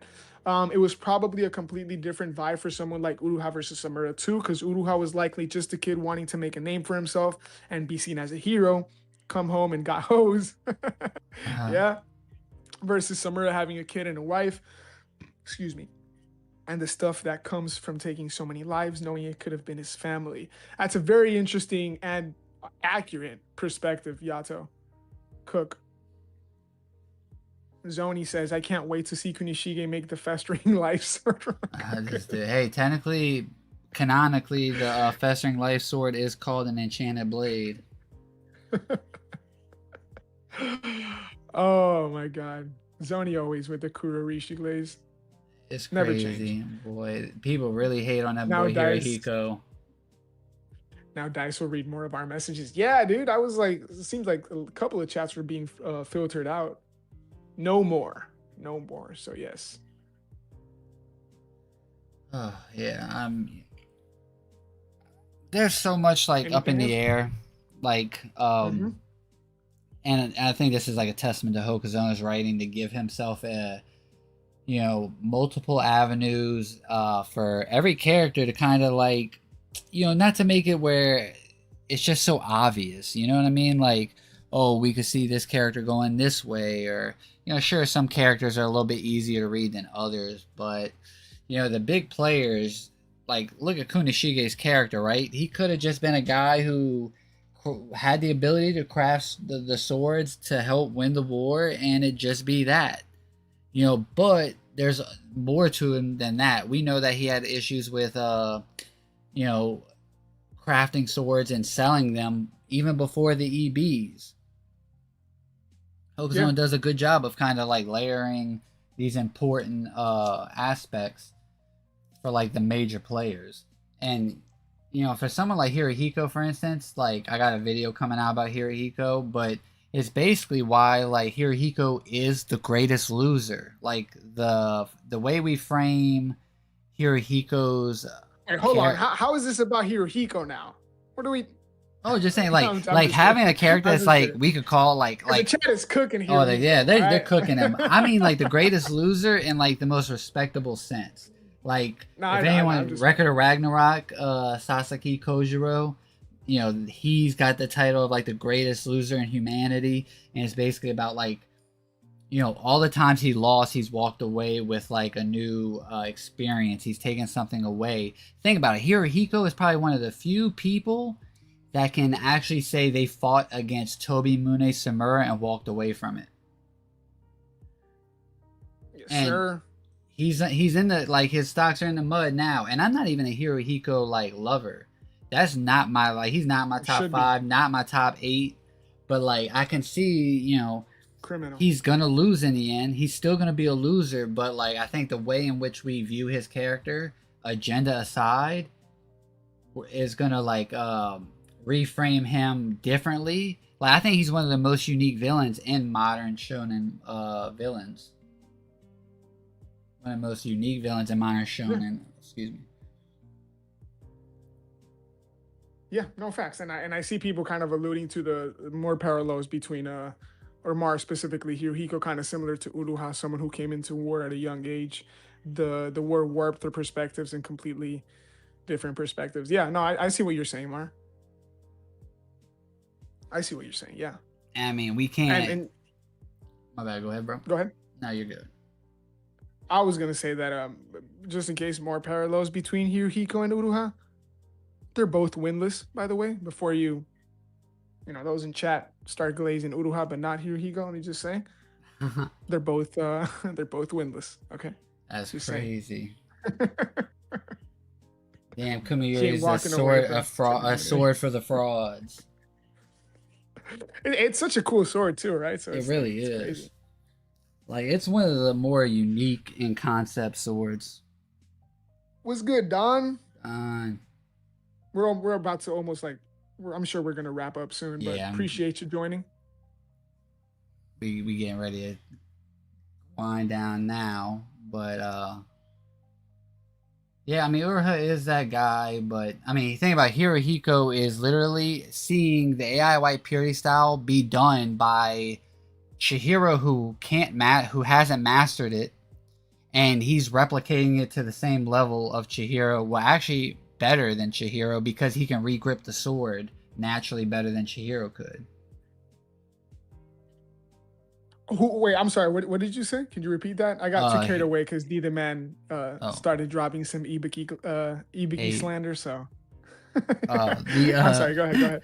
the how Hirohiko replicated the AI White Purity style from seeing Chihiro who didn't master it, Oh yeah, and yeah, he yeah, yeah. replicated it, copying it from him even better than Chihiro. Because if Really? Chihiro did not get that example from Iori and he didn't get bailed out by the Rokuhiro eyes, Body Hirohiko would have bag, won that clash.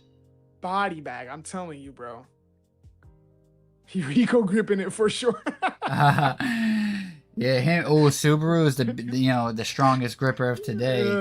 Subaru would be proud though. Yeah, you Dice saw locked in that. with Ibuki slander was Yeah, Dice tried to yeah. like literally, tried to like pass the buck on the Ibiki. It's a shame. Oh man. Udu has a dog, something a certain drag of a PFP YouTuber wouldn't admit to. Bro, never. Never. I think even when Uruha gets his first dub, I think Micah will find some way to slander that guy. Oh man. Yeah, I mean, I'm Oh interested to man. see like. Oh, no Trojan X spoilers for Dice, but yes, I did see Jaden. Crazy motion. Yeah, I'm about to catch up soon though, so y'all Uh, chill on me, okay? the Subaru, like how Subaru gets taken out so Kaguri could wield his blade like in the present time, and seeing how crazy Kaguri would be with the EB, man, I would that dude because that dude's all about the sword, and I mean shit, he's Yeah. already taking that bitch out on dates, like he's basically like Kaguri is kind of like Sojo to some degree if Sojo cared about learning the way of the sword. Yeah. Yeah, no, that's a good point. I mean, Kaguri was kind of taking Sojo's advice, right? But like he is just a freak when it comes to like proper swordsmanship. He's gonna be a demon. I'm really excited to see him wield his sword. Honestly. Yeah, because he's really gonna be the scale and give us the answer to like how much does like your like textbook usage of a sword style actually play into like how good you are with your EB. You know, Hmm. because there's levels to this shit, right? Like what Yeah. sword style does Kaguri even use, and then how far does that get him as an EB wielder? Yeah. I do want to address something said that I think they mentioned earlier. Uruha literally won against the Mikabushi Guardians, so why are we acting like he got no dubs?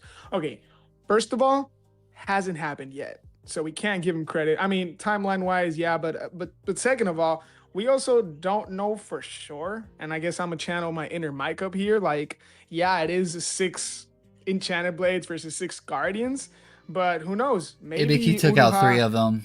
Yeah, maybe, not fucking Ibiki though.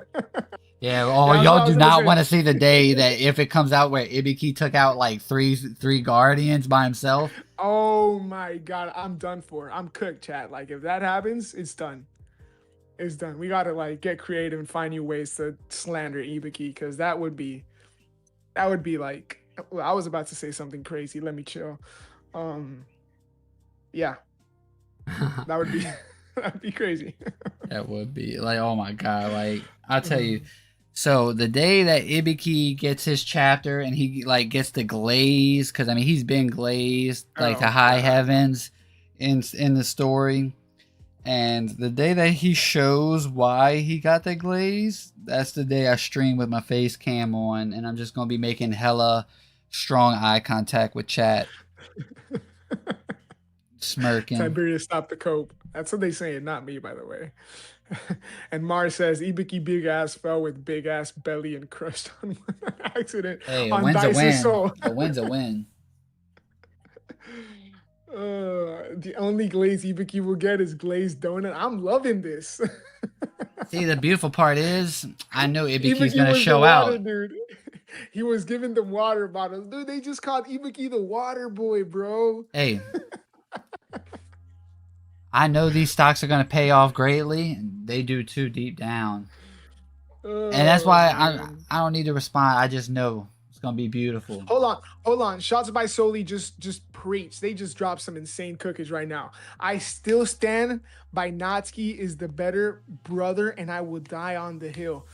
Shots by Soli. Let me just say, if you die, you're not dying alone, brother. I mean, And Steven Kunishige's got says, better we eyes love than Natsuki. everybody in here, and he's looked at Natsuki and said, "Nah, I'm good." Nah. It's Here's like, the because here's it's the like you mop, said, little it was a bro. vibe check. Nah. He didn't fit for Kumiyuri. That's the thing, bro. That's the thing. I mean, he didn't fit for Cloud Gouger either. I mean, the better brother got chose that day. He ain't needed. He still went to war. That's like on no agenda shit. That's also like it's gonna be. I hope we get to see like even if it's just like we saw Kiora, I do hope we get to see like a shot of Natsuki actually fighting in the war. Big brother, he stop fought in leaving the me war. behind. No, stop it. Because Natsuki was already good. Yeah, that's what's up. He didn't need a blade. Yeah, I love chat. I mean, he was getting a little Hey, broed by Hokito and them, but I mean, chill. I mean, Hokuto's a demon though, bro. I ain't even mad. Hokuto's a real motherfucking demon. Like that dude. God, that's another guy I really want to know what's his backstory. Cause ain't no way you just built like that. You know, like pop what's off his his story, nuts, man? Dice. That man can't It's sword fight with Hokuto. you on his nuts. No, I think he's used to it. Hey, He's used to that Kunishige's sort of thing. eyes. It's Hokuto. No, Kunishige chose the best possible person. I mean, he picked someone too good with the Magatsumi. Let me just say, because I just this is just like shots by Soli said, at least Natsuki survived a Hokuto encounter. That's all I'm gonna say. Well, I mean, it'd be like That's that. all I'm gonna say.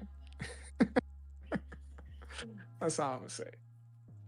It'd be like Natsuki that. helped Ibiki because he was getting cooked by his guardian. Oh I don't think yes. so. I don't even think Natsuki wasn't even in the battle at that point. I bet you. All right, Natsuki, I'll put Natsuki this has the on better baby. design. They saying Natsuki has the better design I can solos tell you this: instantly. he definitely does not have the better design, and we haven't even seen Ibiki's front side yet.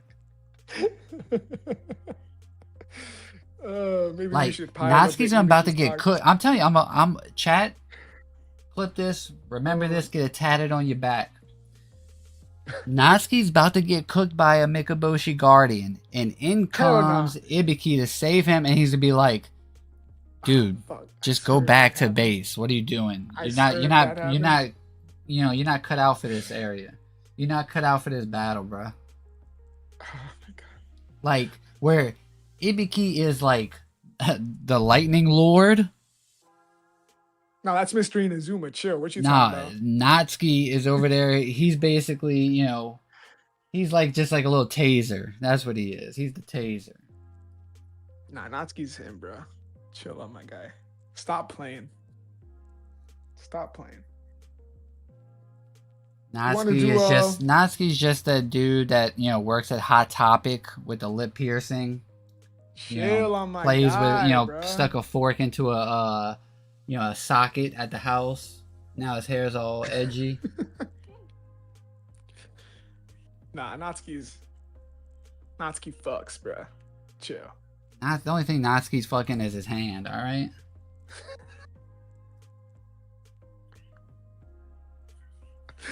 That's somehow still more than what Ibiki was fucking. Nah, you see that dude Ibiki, bro? He had the women like going up and down his street. Hell nah. He lost to Hokuto because he just got done cracking a couple. All right, he was tired. Oh, he had that like that That post nut clarity, post he's nut like, you debuff. know what? Yeah, he's like, "Ain't- my bum ass brother went to borrow some money from me. I was, uh, oh my god. You wanna? What are you trying to do before we get out of here? You wanna actually do some 122 predictions, or what are you trying to do before we get out of here? honestly, I think the 122 is such a, it can go anywhere. Mm-hmm. Like I said, I think we'll, kind of like what we talked about last week's prediction, but basically Mm-hmm. that we'll see the Soga clan's reaction to Shiba's testimony, and I do think Shiba is going to actually get some blame from the Soga clan. Okay, I see. Master Cylinder says my edge is sharper than ever. Glasses emoji, corny ass. Yeah, that's corny, but that's my guy. Okay, that's my guy. Yeah. Doesn't matter if Watch it's out, corny. Natsuki's dashing past you. He's like, I could go hella fast. Pew! Natsuki's the type of Fastest dude buck that 40. makes like sound effects when he runs. Uh, yeah, he's the type that would do the Sonic run. Yeah, oh, yeah, I'm telling you. Hey, D the man, chill on the lore, okay? I'm not. I ain't even gonna address that. Chill on the Yeah, lore. that's true. And like Natsuki probably I got said there he was probably got nothing his. wrong with it. All right, that's all I said. Hey, bro, look, you like to eat cheeks, ain't none. You like Natsuki, so eating cheeks is about what's in line. Well, that's rich coming from an Ibiki Glazer. No, he just likes to eat. Period. That's different. Oh man. No, back to 122 predictions. This is something we talked about, and I agree. I think it's gonna be very cool to see the Soga clan reacting to the Mikaboshi's return. I mean, they should already know if Hasumi shared that information with them, which again, we had two Soga as part of the four-man unit. So unless Hasumi just kind of went, and kind of like hush hush, just recruited them for the mission, I think the Soga clan as a whole should know about the Mikaboshi. So it's going to be interesting now knowing that the current Kurotsuchi bearer got completely smoked. And not just him, Yoshinojo, Mashiro as well. Like you said, the way Shiba's gonna look after coming back. I'm really looking forward to see how like the Soga clan as a whole reacts. Um, for those that might probably or might get the reference, it's gonna be like somehow the Mikaboshi have returned. That's gonna be very interesting to see, and just like everybody like what the fuck, and just like the what is it, the ruckus, right? Like the just kind of everybody having something to say and just immediately wanting to get it back in blood.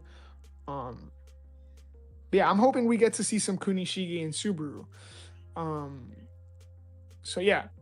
Yeah, it would be Also, interesting. I Go was ahead. I was just gonna say real quick that it's we don't really get the like it doesn't really come across unless there's a specific there's something I missed. But apparently between the meeting of Subaru and Kunishige and like him getting them out of the cell and the Irishima talks, a couple of months passed apparently in terms of the timeline, which I don't think is something that is stated or comes across really in the When? chapters. Um well, this is something that I also got off like the Wikia page in terms of looking at the timeline, so that could be off. But again, knowing when the Mikaboshi pull up, and then yeah, I don't know. That might not be accurate. It's just something that I kind of saw Yeah. from the Wikia. It might not be accurate, but again, just something to think about because I think this the whole everything related to like timeline right now is going to be very interesting because we were already stated we were yeah, like it was already stated certain things in terms that damn, we should wrap this up because I can barely talk now. But certain things were stated in terms of like uh events on the timeline about the Seitei War, and now that we're actually here, it's gonna be interesting to see how Hokuzono kind of sticks to that timeline as well. Like I said, something like the Enchanted Blades coming in towards the end. Um, Shikoku has already been around for 2 years, and Yeah, so there's gonna be a couple of time skips, I guess, is what I'm alluding to. Time skips that like might be stated in terms of like, oh, 6 months later, but also between chapters, I wouldn't be surprised if there are some like unknown time skips kind of going on. Okay, so chapter 113, the beginning, talking about the time skip thing. It says February 18th, a Yeah, large island suddenly appears. thank you. Then we Okay. get the 2 years later time skip, right? Yeah. So that would mean it's 2 years later. So it has to be February of 2 years, right? Let's assume so. Yeah. Because that's a they meet on Hiroshima. The talks on Hiroshima begin in March, which is a So month. okay. Let me Okay. make sure And because and and March it, is and it off the could be top of kind my of head. So let me. no. I think you're right. I think you're right. But really, the 2 years later thing could have been like we're back in like instead of February, it's March kind of thing, right? Like it could have been 2 years in a month, and it doesn't have to be explicitly stated. Yeah, I mean, I don't think they were like they had them in that little. I mean, I don't even know if they was actually in a cell either. I think they were just they had a door or some shit. I mean, I don't know if it was Yeah, actual, good point. but yeah, I don't think the March 20th is March 20th was when the Hiroshima talks. So yeah, I don't know if they were in there. They were in there a month tops, I would say. Mm,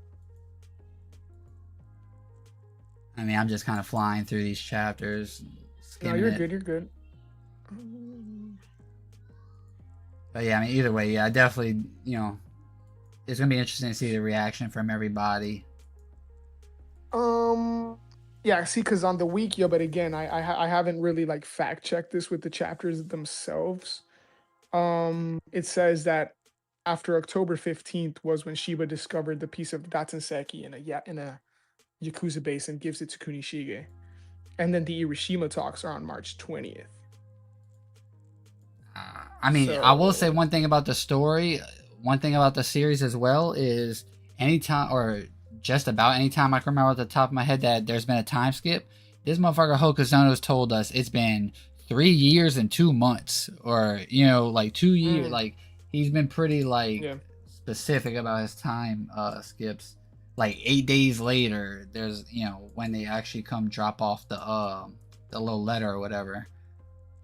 Yeah, and that it's like quote Lucas said, that is 8 days, um, 8 days before like yeah, we get the prophecy right, and Chiaki announces that in 8 days the Islanders will come and drop a letter or whatever, and so 8 days the Mikaboshi dropped the letter, but it seems like since then to like the actual Hiroshima talks, a couple of months seems like they passed. Um, but yeah, again, I would have to fact check this. I don't want to get too carried away with Yeah, this. it's not that important. Yeah, I that's one Yeah, thing yeah, I definitely questionable on that. But I mean, it don't really matter anyway to deepen hmm it. I've been planning to after this next chapter drops to go back and reread this whole flashback now that we got like the battle completely over with and the aftermath. hmm I'd like to go back and reread everything. Yeah, no, for sure. That would be nice. But we do also got we gotta get ready to record our Redux Volume 3 as well. Yep. So we'll have that probably coming out in the next probably 2 weeks or something like that. Yep. Haruto's revival, D the man. Hey, I wish. Yeah, expect it right with Ibuki's revival as well. Hey, I'm with that. Yeah, Chihiro is very smart, very All right, logical. man. What's that? Logically, talking about Chihiro being smart. Yeah, he's definitely smart, very logical. Yeah, gets it from his mom, like Kunishige said. So shout out Chiaki. Yeah, Fucking Chiaki genes doing the heavy lifting there. I enjoy him as our main character. Yeah, Chihiro's goaded, man. I fuck with Chihiro. I've said this before, but like the Rokuhiro eyes is also something that I'm hoping we get kind of some sort of something on, because if not, it is kind of like just this MacGuffin that just allows Chihiro to, you know, I've said before that I think the Rokuhira Eyes is gonna be like Chihiro's kind of path in terms of his continuous growth throughout the rest of the story. It's like how he witnessed how Samura took on Akamura and that sight being burned into his eyes. Like he got the blueprint of how to defeat Akamura, or at least some sort of blueprint, something along those lines. And I think that the Rokuhira Eyes are gonna only continue to like allow him to grow. And again, it's like what we saw with the EIY Purity style when he saw Yori. So because it is that important, I'm really hoping that there's something there. But I have no idea, like no theories at all in terms of what Hokuzono, how he could flesh that out. Just because, like I've said before, there's so much going on. And like the prophecy is this whole other thing as well. So Yeah. I I don't know how I feel about that. Like it's to the point now where the power system is taking shape to where it's not like mhm. Chihiro could lose his eye unless Ooh, imagine. someone takes one of his eyes and he can't heal it for whatever reason. Hmm. Like What if it's limit. his father's sorcery? Says Don. It shouldn't be a sorcery because if not, it would be nullified by his contract. So that's the thing. Like the Rokuhira eyes are something like outside of sorcery. So Yeah, I think we're gonna call it though. This is a mhm. lit stream as always. I always look forward to these. Yeah, chat was cooking today. There's some Yeah, good slander, good good agenda, good theories. conversations. Yeah, appreciate you, chat. Love to see it. Just I want to read just one last few chats before we get out of here. Angry Demon Noises says we did get someone. Kunishige could see the small particles in the Datanseki. Yep. Master Cylinder says Rokuhira eyes are symbolic of Kunishige and Chihiro's vision for the future, or some themes and shit. Yeah, agreed. But I guess I want the actual lore to it. So and Zoni says good night, y'all, or good morning. Kurogurushi is the best EB wielder. Debatable, but shout out Kurogurushi. Akamura would like to have a word. Yeah, Akamura would like that word. Shots by Soli, W stream. Appreciate you, shots by Soli. What if The Rokuhira what eyes. if Go ahead. Kunishige's dad? What if the Rokuhira clan played a part in the original Mikaboshi and Soga clan conflict? Hmm. We don't never Interesting. think Yeah. about like that lineage going further into it. Yeah. No, for sure. I mean, anything. I'll take anything really. Anything that just kind of gives us an idea of where those eyes comes from and why they're so special. I mean, we know why they're special, right? But You are just my specials. yeah. D the man says Rokuhira eyes will make Chihiro an ass appreciator just like Dice. You know that. You know that. Damn right. Loves the Um buns. He'll lick the plate clean. good stream on Dice's dentures. Yeah, appreciate that. Damn. Uh it's probably the same as Char's healing, Sazanami double abilities, etc. Says Master Cylinder. Don Vidars says facts. Forgot about that. No, it's all good. Appreciate you guys. This was fun. Appreciate you guys tuning in, saying your piece, cooking in chat. Fun conversation. Uh, y'all know the deal. Sub. Stay tuned for the episode on Sunday after the chapter drops. Yo. Stay tuned for the next Redux episode. And of course, our weekly live stream next week. I appreciate you guys. Well, we appreciate you guys pulling up, doing y'all's thing. This was fun. Most of the stream was like well over 30, high 30s in terms of viewers, live viewers. So this was cool. Appreciate you. It's always seems like it's more of y'all pulling up. So love to see it. Yo. Shout out Rage, W Stream Boys, KJ, Seben, Sony, Lucas, Shots by Soli. All you guys I already shouted out. Appreciate you. Yep, good looking out. Y'all have a good night. Until next time. Peace. Peace, guys.